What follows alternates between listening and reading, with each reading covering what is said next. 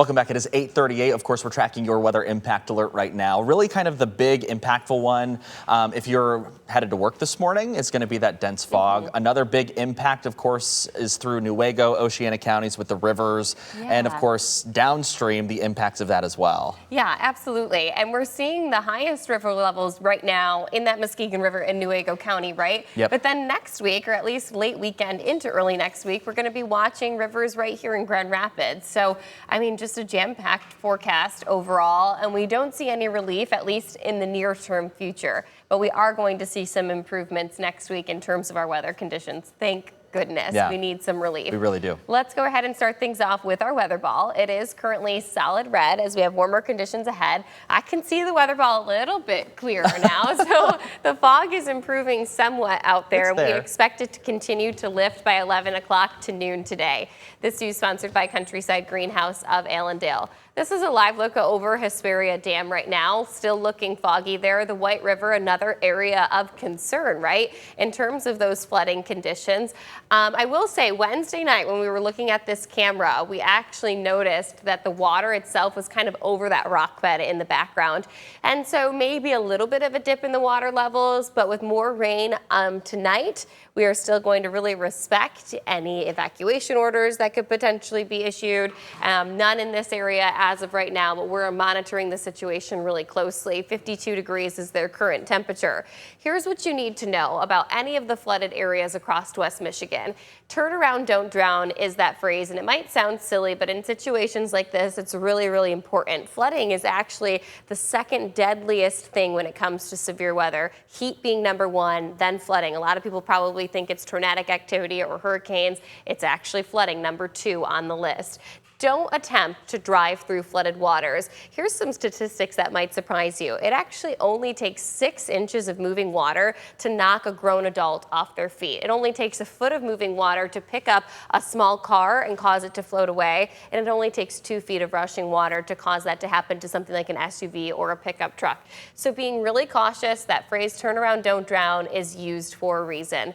We have our next set of low pressure systems tracking towards us. First, the warm front's going to nose in. That's going to actually take our temperatures into the upper 70s this afternoon underneath partly sunny skies. But big picture of our severe weather risks surrounding those low pressure systems is that there is a high risk for severe weather off to the west of us. We are being clipped by that. We're underneath a slight risk for severe storms, Holland to the south along the lakeshore's edge, and then all of West Michigan is actually underneath at least a level 1 risk for severe storms. I would say wind damage is going to be the highest concern, if any concern at all, and then a really isolated chance for us to see some tornadic activity. What's going to happen here is these storms will roll through as a line. And whenever we see a line of thunderstorms, we're going to increase our wind risk. This is actually how the storms came through on Tuesday night. But our environment was much more conducive for severe weather, right? We had 9 tornadoes touch down in the state of Michigan on Tuesday night. But in the same style and fashion where we saw those spin-up tornadoes happen, there is a really small risk for that overnight and into early tomorrow morning. But again, a very small risk. As for the rainfall timing, we see it arrive to the lakeshore's edge by around 11 p.m. We see it exit our area by the time we reach, let's say, 4 a.m. in the morning. I'll replay this for you here so that you can get a closer look at it. The rainfall arriving to the lakeshore's edge by 11 o'clock. Continuing to cross the greater Grand Rapids region by 2 a.m. And then we do see a little bit of lingering light rain early tomorrow morning. But the good news about this forecast is that the heavy rainfall actually looks to move through really quickly. We don't have any trailing thunderstorms or training thunderstorms that are going to sit in one spot for too long. I do have to mention, yes, this is snowfall potentially on the backside of this system. It's likely not going to accumulate to anything. Tanner's giving me quite the look over there, but a few flurries certainly will be possible headed into early Sunday morning. I know the punches just keep on coming in our forecast.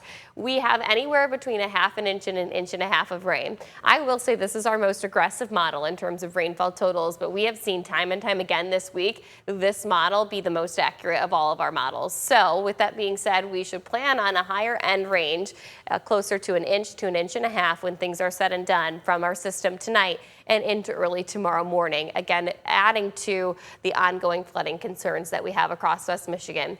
Here's the positive part of our forecast. Once we get past Saturday and maybe that little flurry on Sunday, we are dry all the way through next week. Actually, a lot of sunshine embedded in that forecast as well.